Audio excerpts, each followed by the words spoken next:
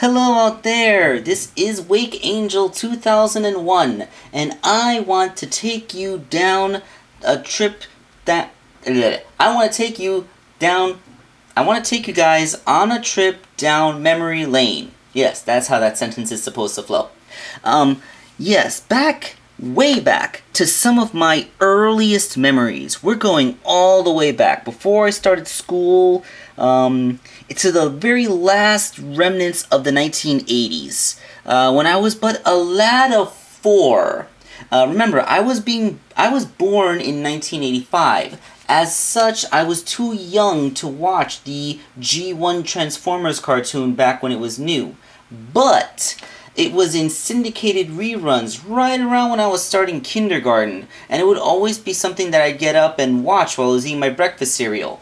This is a few years before The Adventures of Sonic the Hedgehog would provide that incentive later on. There was also other cool cartoons like the Ace Ventura cartoon, the Mask cartoon, but I digress. Lots of those early morning cartoons were, that they did stuff. And Transformers was one of them. So, what is the first episode of the Transformers cartoon that I actually remember watching? It was The Girl Who Loved Powerglide.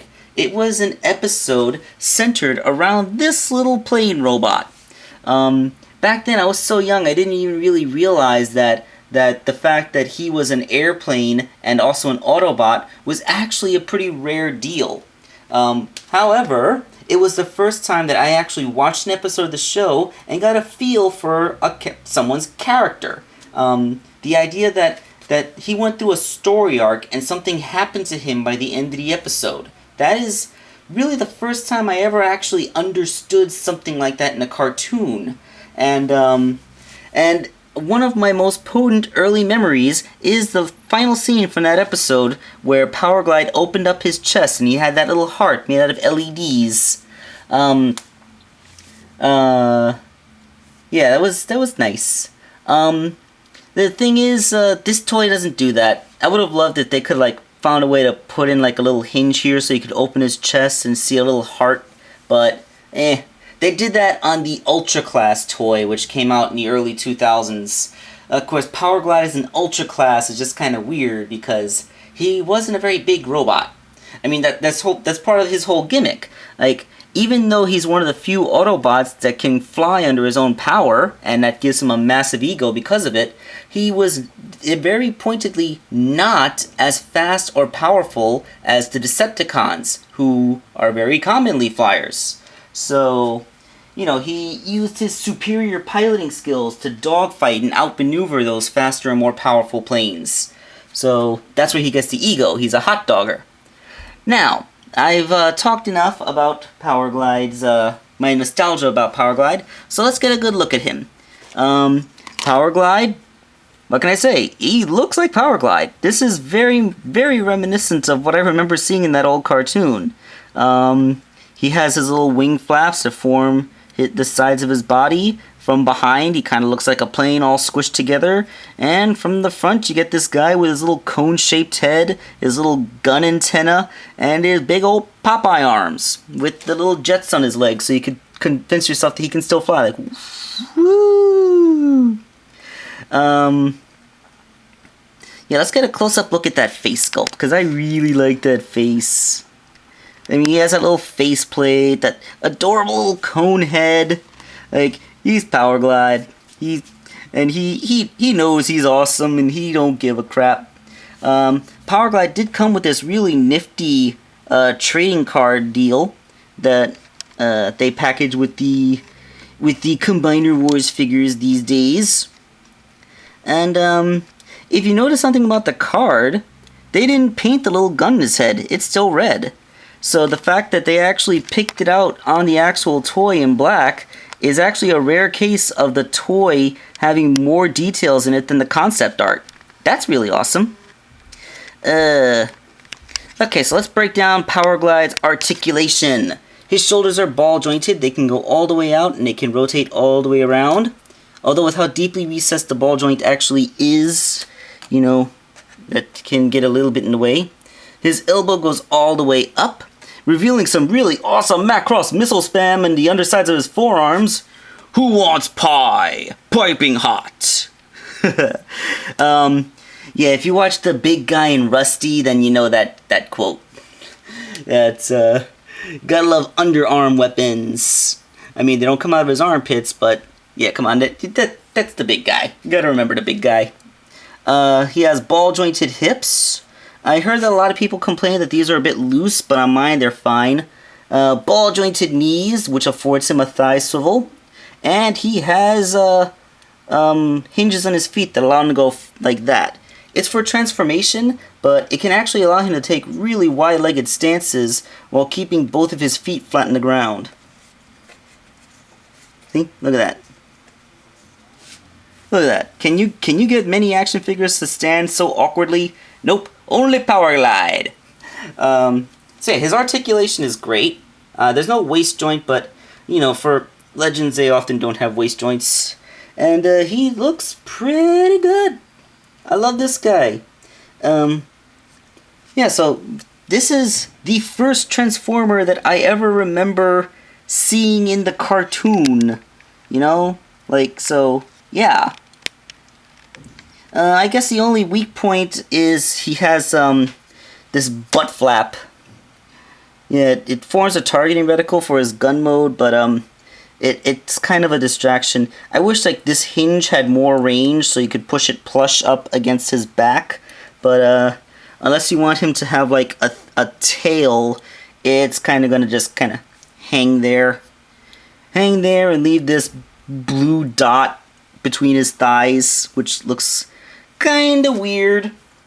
He doesn't come with any accessories, but his hands are 5mm, 5mm peg holes, and I got out a pair of guns. Here's Chromia's gun. It goes right in there. So if you want to arm him up with a weapon from one of your other Transformers toys, you could totally do that. And here is the green Gatling gun that comes from my Windshear Minicon, and you can hold that too. And now for a guy that has Macross missile spam on the underside of his forearms, he's even more well armed. So yeah, it's cool that he's compatible with just about any accessory, because almost all Transformers use the 5mm system. Okay, so I guess before we move on, I just want to get a size comparison, because this is the first Legends class figure that I've ever purchased. I wanted my first Legends class figure to be Cosmos, because it's just so adorable having a little flying saucer, but he never appeared at retail, and he's always sold out online. So the only things I have to compare him to are Scout class figures, of which he is only a hair shorter than, and the first, and the the Wing Saber figure, the third-party toy that I bought a while ago, which he is a little bit taller than. Yeah, so there we go. Like, this guy is officially. Now that I have an official size comparison, we can say that Wind Saber is officially shorter than a typical Legends. Although the fact that she's a girl and girls are naturally shorter than guys is probably the reason for that. Okay, so I've wasted enough of your time talking about Powerglide and my memories of him and all that. So let us move ahead to the plane mode. And here is Powerglide's alt mode. He is a plane. He's one of the first Autobot planes. Let's see, I got the TF wiki on my computer screen.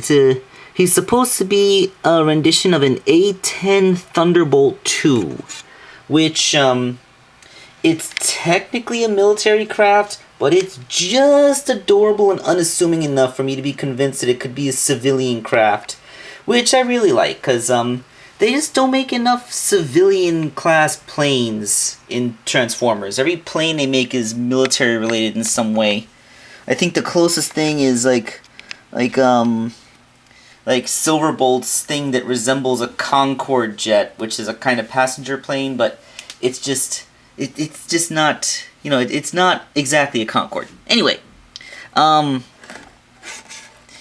the plane mode. Now, Powerglide has received a lot of flack from other reviewers because they say the plane mode doesn't peg together very well below the waist. I mean, everything from here forwards, it pegs very solidly. But from here beyond, like, the pegs are very shallow and they don't hold on all that strong. Which, I agree, that does tend to be a problem. I think I got a relatively tight one because although I did have some difficulties getting everything to squish together, once I did, it holds together pretty good. I don't have to worry about it coming apart just from shaking. Although, you do have to worry about the knees buckling if you press down on it. But yeah, aside from that knee buckling thing, my Powerglide seems to hold up pretty well in plane mode. And it's a pretty good looking plane mode, at least from the top. From underneath, it's pretty much just a robot. You could see. But you know what, that's a problem that almost all plane transformers have. He has an articulated landing gear in the front, so you can just, fold that in when he's flying. And his robot arms, they do a decent job trying to hide. I mean, there's really nothing they can do about the hands except not paint them so they don't stand out so much, but I could be convinced that these are like external fuel tanks or maybe a couple of bombs he's ready to drop. Yeah, that could work. I can imagine that. Now, Powerglide. He may have a really cool plane mode, but okay. But there is one more thing that he does. That's right. When they released him for Combiner Wars, they decided to turn him into a triple changing target master. So let's get him into gun mode and see what that's like. And there is the giant gun mode.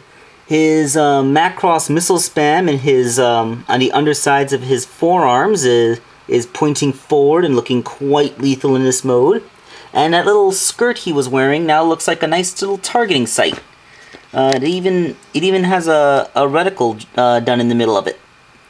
And of course you have two gigantic barrels at the front along with the jet thruster from the plane mode. So yeah, I mean, you do not want to be on the wrong side of this thing. It is it's a rather silly looking affair, but in the hands of a giant combiner, it probably would happen to look pretty darn good. Now, I don't have any of the combiners out. I was really tempted to get Superion and Defensor because they just look awesome, but I'm gonna hold out for Victorian because she's gonna use Hotspot's mold for the midsection, and she's gonna have 2 helicopters and 2 sports cars, which is gonna be awesome. So let's go with the biggest transformer I have with 5mm peg holes for hands. Let's have him being held by Age of Extinction Optimus Prime. Let's see, I got his arm out. The landing gear is the thickness of a 5mm peg, and you just stick it in the hand. There we go. Ah, yes, just as I thought. Optimus can hold him without getting thrown completely off balance. And that does look kind of cool. Powerglide seems to have a pretty good career as a target master ahead of him. I mean, look at that. That is so cool. He is ready to mess all kinds of shit up. Now, the flaw with this mode is here in the jets. That's a project for later. As you can see, the jets slide forwards a bit to look more like gun barrels, but there's no stop. There's nothing that prevents them from moving all the way forward. Let me show you what I mean. So yeah, you just if you just keep pushing them forward, yeah, they kind of come right off. That's the problem. There should have been like a little shelf of plastic there to prevent it from sliding any further. But yeah, like, I don't really see why people think this gun mode is completely stupid, because, I mean, seriously, you have a small plane that transforms into a gun to be wielded by a giant robot made out of planes. I mean, do you really Is this really the thing that blows your threshold of silliness? Are you kidding me?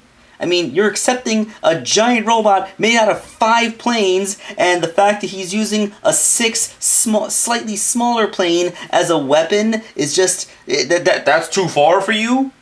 Like, come on, people, lighten up. This is Transformers. Okay, so I am happy that I was able to take you guys down my little stroll through distant memory lane, and I hope you enjoyed my review of Powerglide. This is Wakeangel2K1, and I'll see you next time.